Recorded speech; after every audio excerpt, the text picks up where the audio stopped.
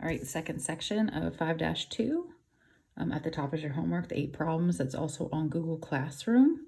It's always 8 problems a night for Algebra 180. So we are in chapter 5.2, solving inequalities by multiplication and division.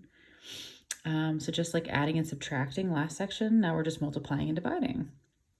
It says, if you multiply each side of an inequality by a positive number, then the inequality remains true. So if I have 2 is less than 5, that is true. If you look at a number line, 1, 2, 3, 4, 5,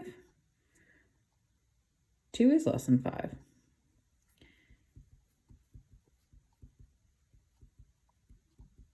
Okay.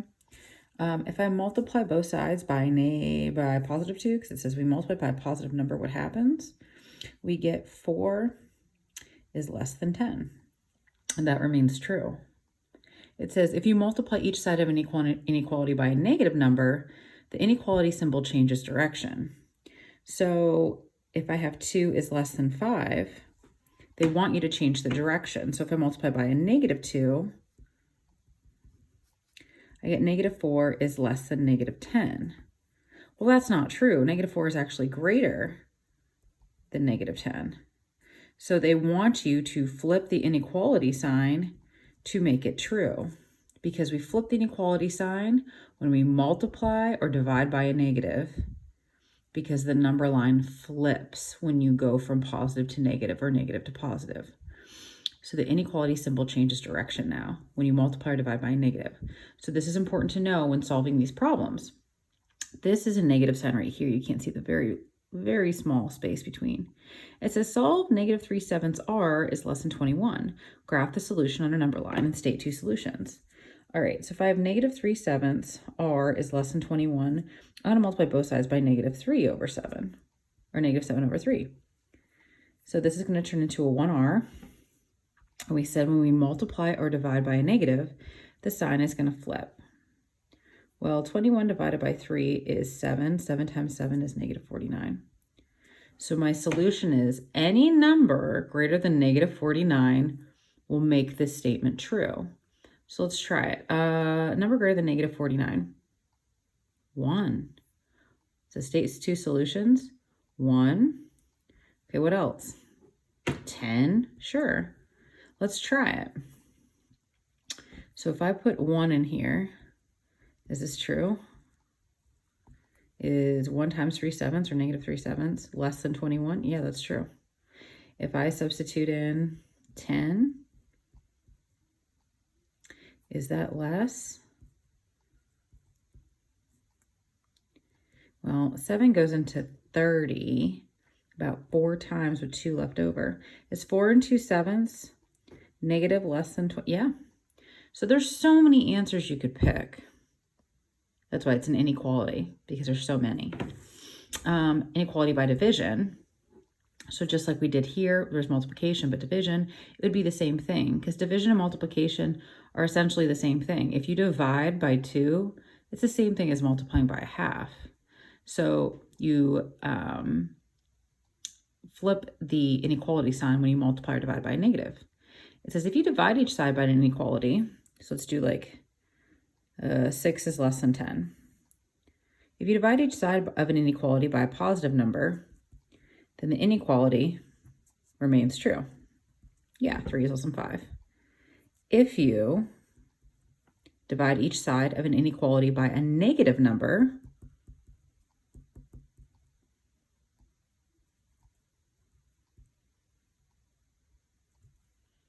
that's not true, so it needs to change.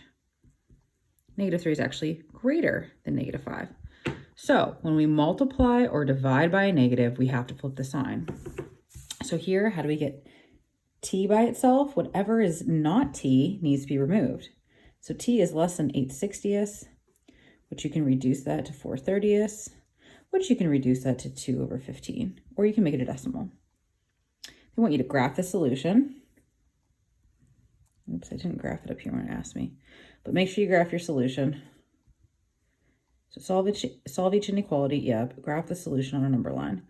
So 2/15, that's really small. So if like 0 is here, we'll say 2/15 is here.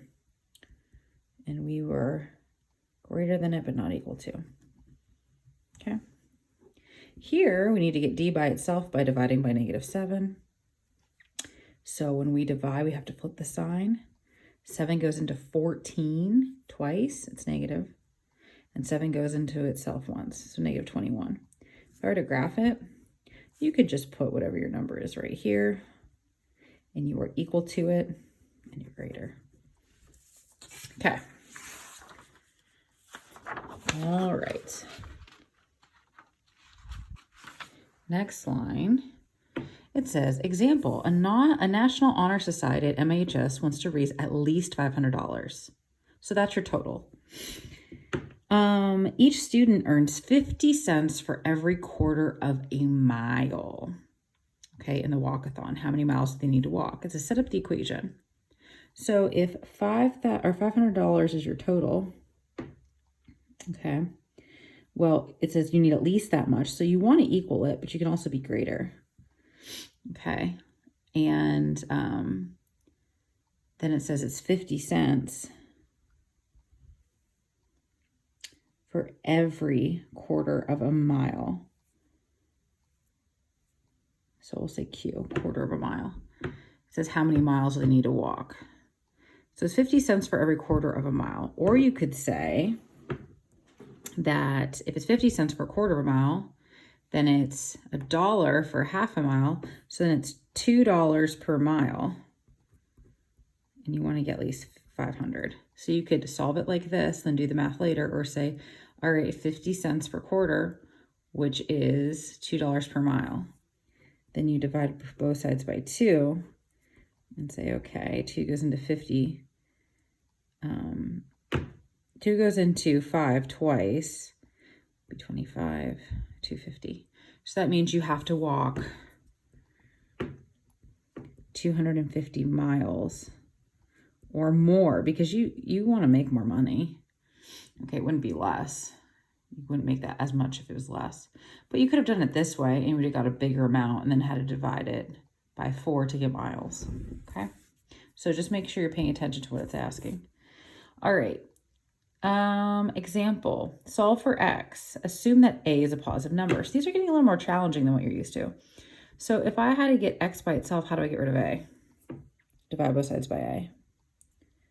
X is going to be less than 5 over a. It doesn't matter what a is. It's just saying, are you able to isolate your variable? Yeah, you are. It says a is a positive number. And why are they saying that? So that you know they don't have to flip the sign. If I am multiplying by 1 over a, that means I can time both sides by a. And r is going to be greater than or equal to 8a.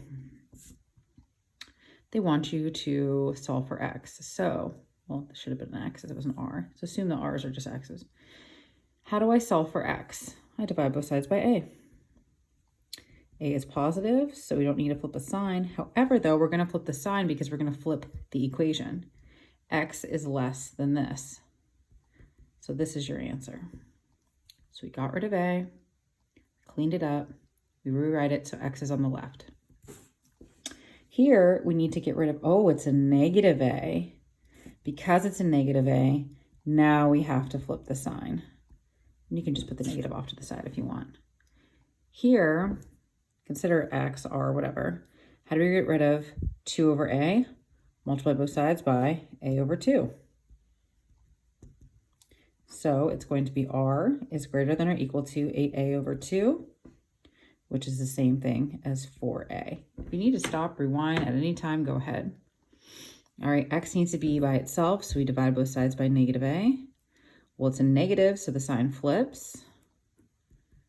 Negative over negative becomes a positive. X is greater than or equal to 4 over a. The end. Okay. That is all for this. Yeah, the next page is tomorrow's. Make sure you do your 8 problems, and you're marking on your paper when you're having difficulty with any of them so that when we go over them in class, you can just open up your homework and see, oh, I needed to go over this number.